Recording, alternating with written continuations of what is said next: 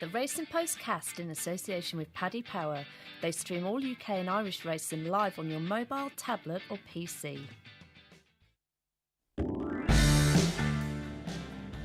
Well, very warm welcome to the Racing Postcast. I'm Ed Quigley, and joining me in the studio we have Nick Watts from the RFO.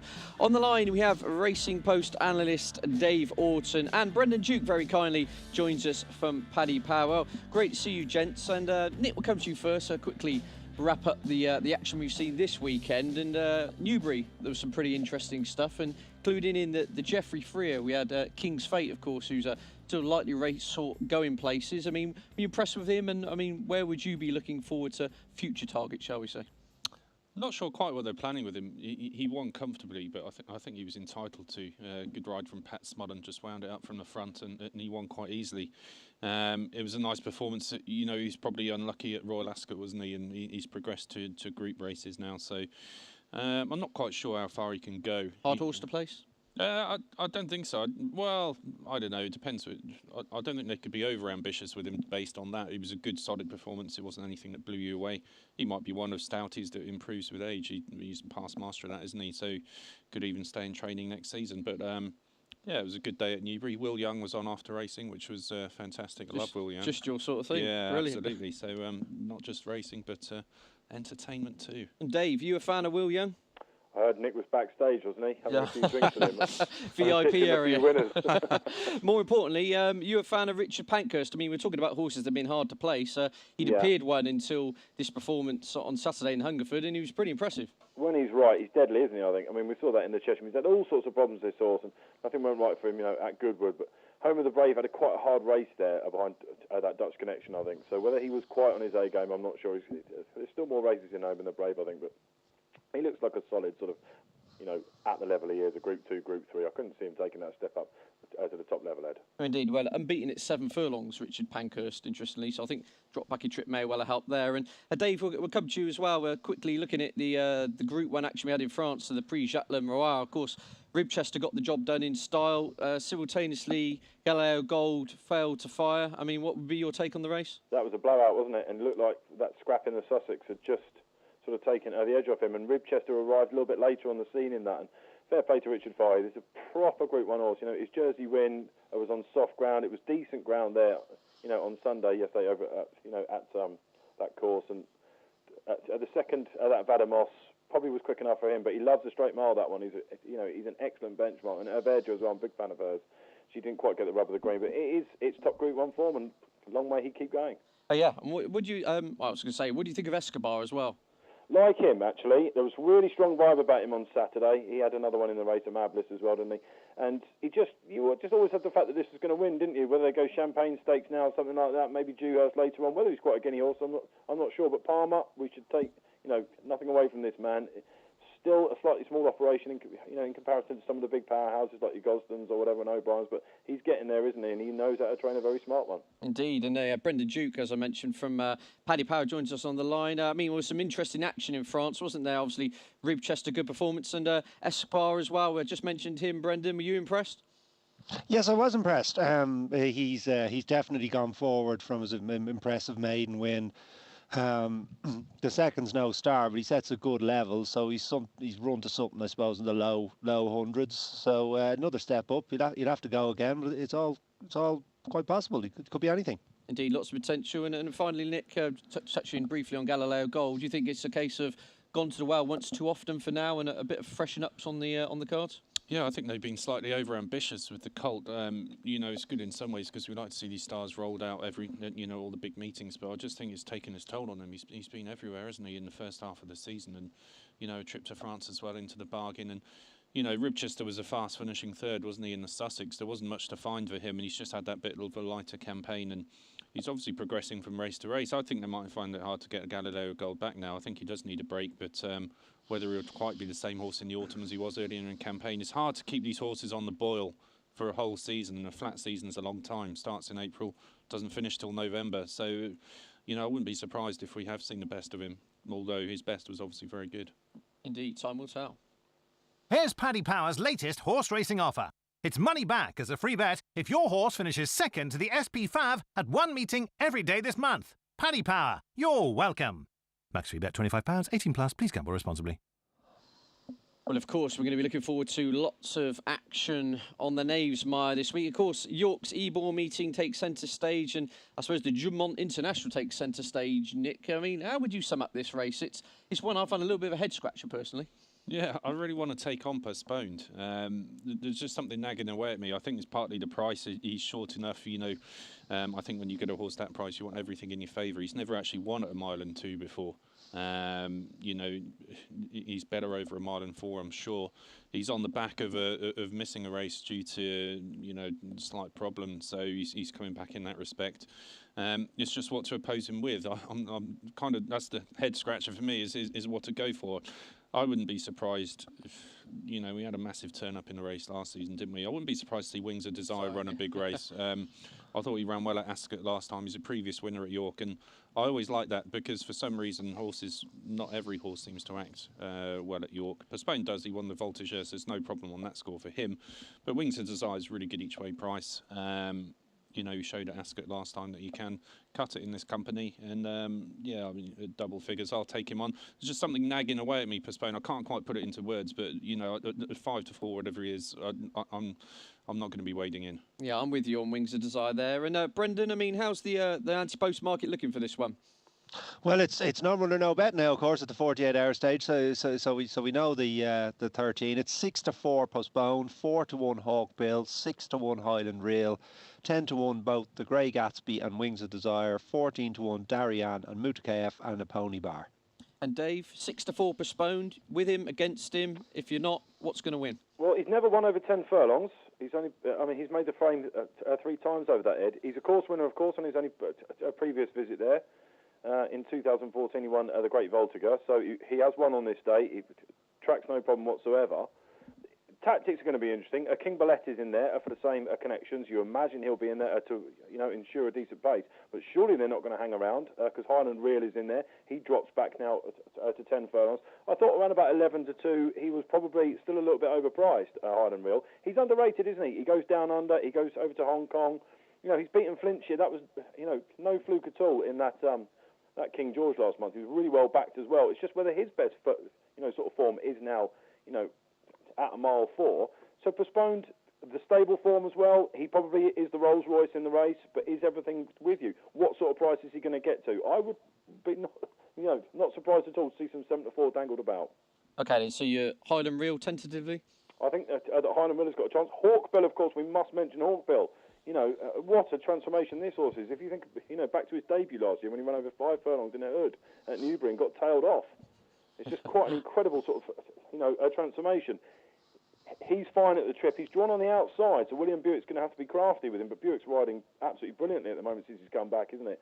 And will the ground be quick enough for him? It should still be rattling ground there as well. So 4 to 1, he's got a little bit to prove as well.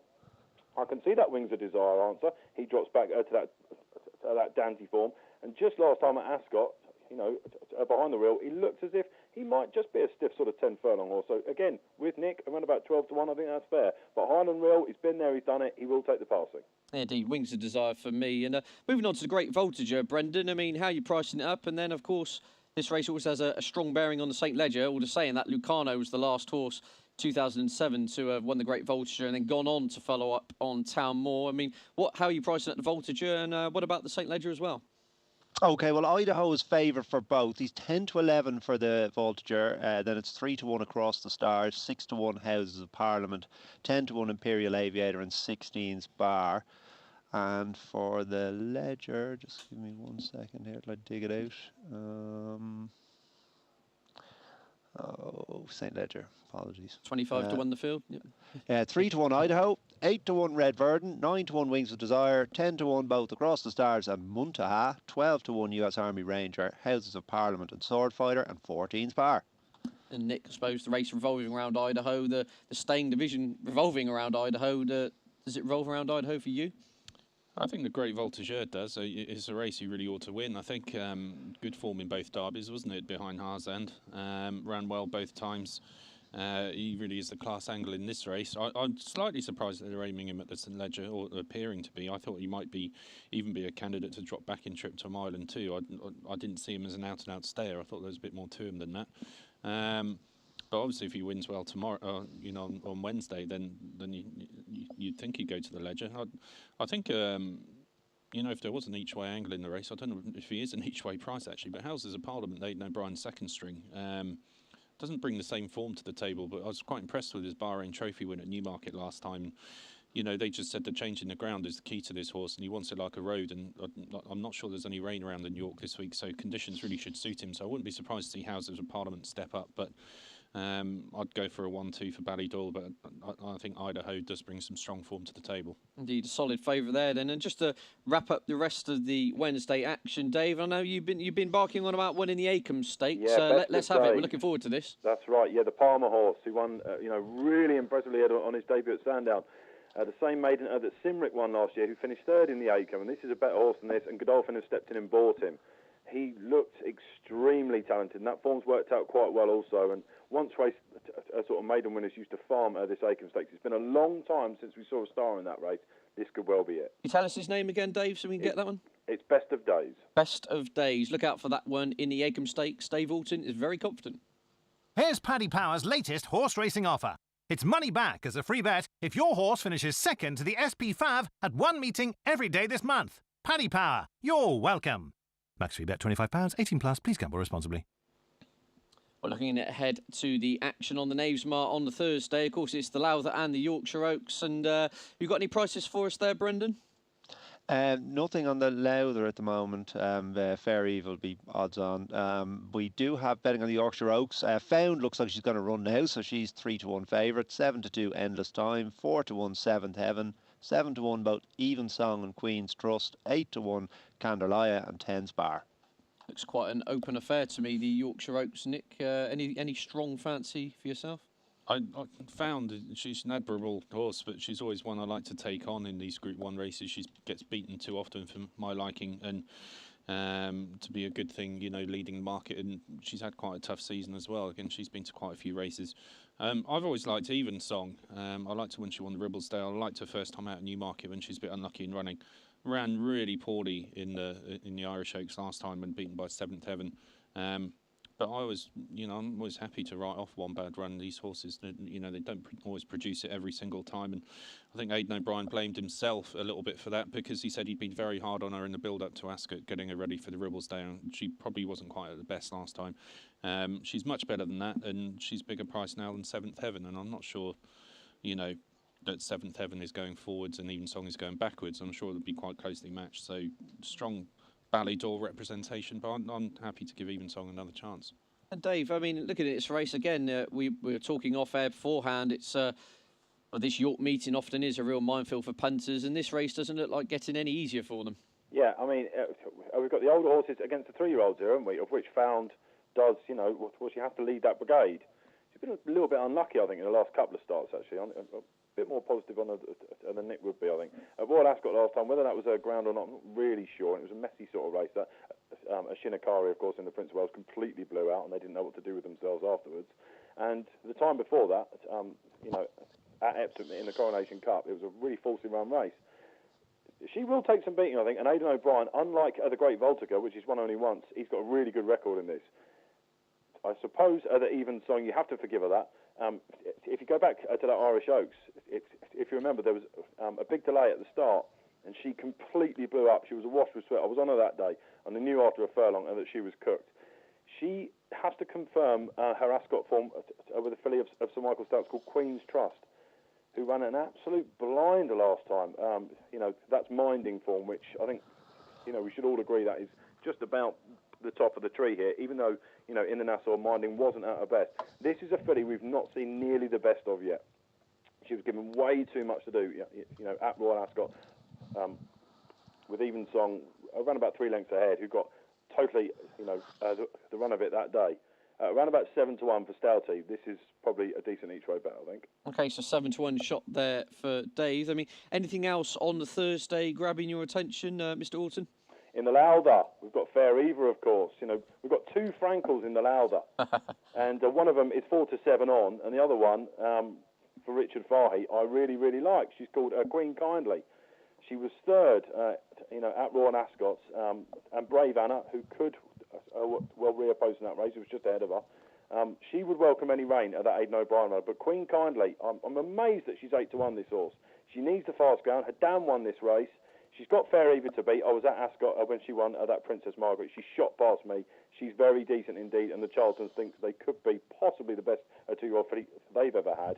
But this Queen Kindly, Richard Farr here at York, Spencer will be swinging late. She comes off a confidence boost. At 8-1 is a massive price. A very strong fancy for Dave in that one. If we shuffle along to Friday, of course, it is the Nunthorpe Stakes, Nick. And, I mean, look, this all revolves around Lamato in many ways. Back at 5 furlongs and rattling ground, this will be really, really interesting to watch, even if you're not getting involved. Yeah, it certainly will be. It's a bold move, isn't it? But, you know, justifiable one. I think the way he won the July Cup last time, certainly not short of speed. I do actually have quite a strong fancy for this, and it's one of the 2-year-olds, Lowther, trained by Mark Johnston. I was there when it won the Molecombe last time. I thought it was just a blinding display of speed. He's dropped back to 5 furlongs ground would be perfect for it, yeah. Yeah, ground should be perfect. And, you know, he had been running over 6 furlongs, not quite getting home. Dropped back to 5, made all. And he had everything off the bridle by halfway, including the Last Lion, who's not a bad horse himself either. As we know, 2-year-olds in Nunthorpe, they get huge amounts of weight. I think it's about 24 pounds off his elders. And yeah, I mean, he's a 2-year-old, so, you know, he's not as experienced as some of these, but if you can run fast, you can run fast. And he looks a nice big horse to me. He's not going to, you know, he's not going to be cowed by facing these seasoned sprinters, I don't think. And, you know, if he blasts off and tries to make all, I think he can make them all go in receipt of all this weight. And Brendan, have you seen the money flooding into the Paddy Power offices for Lamato? Yeah, I mean, he has been popular as it's become more and more certain that he's going to run. So he's the 11-4 favourite at the moment. So not a heavy favourite. He's 7-2 profitable, 6-1 Mecca's Angel. She's probably not going to run. 8-1 both Eastern Angel and Yalta. 10-1 Gold Dream and 14 Spar. Okay, interesting. And I mean, we should also touch upon Ebor. We'll cover this in bigger detail later on in the week on the Racing Postcast. But how are we looking for the Ebor prices, Brendan? The Ebor. I've thrown you a curveball there, haven't I? Oh no! Sorry, there are no events available to bet on that right now. Please check back later. Is that down for the 5 days? What day is it today? Monday. That's down for the 5 days. Oh, so unfortunately we haven't got any bet. We will have in about an hour, but that's not much use for this. No worries at all. Well, I'm sure, Dave, you must have something you've been plotting up for a while for this, for the Ebor. Well, Ivan Grozny is the favourite, isn't he? We know, of course, you know, who they're now thinking might be something for, you know, a big sort of Cheltenham hurdle later on. He's really come into his own. He won at Tipperary over hurdles. He went off like a street in front and absolutely hosed up. And then at Galway last time on, you know, much softer ground, he goes and does it again. He's under a £4 penalty, but I just can't have him for this at all, you know, as favourite. There's bundles of horses in here. A Barsanti for Roger Varian. You know, if that postpone goes in, he'll be a gamble for this, I think. It's about what's going to get into it as well. There's a horse for David Simcock called Desert Encounter, who you will probably remember racked up a right sequence earlier in the season and then didn't get the rub of the greens in the Old Newton Cup at Haydock. He wants this trip, and if he gets in, he's 33 on the list. If he gets in, he will run a mighty race. That's a good shout for Dave for that one again. Come on, Nick, we need to get you to know your colours to the mast. Is there anything else, anywhere decent value you think we should be paying strict attention to? I'm sorry to say I like the favourite. I like Even Grozny. Yeah, I just thought he won so well at Galway last time. I was there at Aintree when he won a hurdle race on Grand National Day for David Mullins, and he absolutely hosed up. And Willie Mullins has shown lately that he's not just a jumps trainer. He knows how to place these flat horses. He had Clondor Warrior second in the American St Ledger at the weekend, and he's just... he's a man for all seasons, isn't he? And he really seems to have found the key to this horse. And to a lesser extent, he reminds me slightly of Wicklow Brave, who looked like a horse totally out of love with the game over hurdles.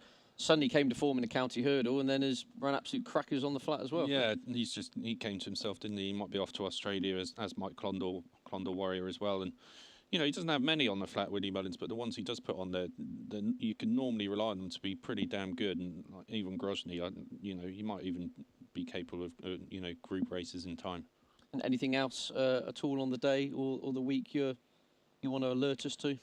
God, I think we've been through everything, haven't we? We haven't touched the handicaps yet, but I mean, I think you'll forgive us that. But yeah, I'd probably make Yalta my bet of the week.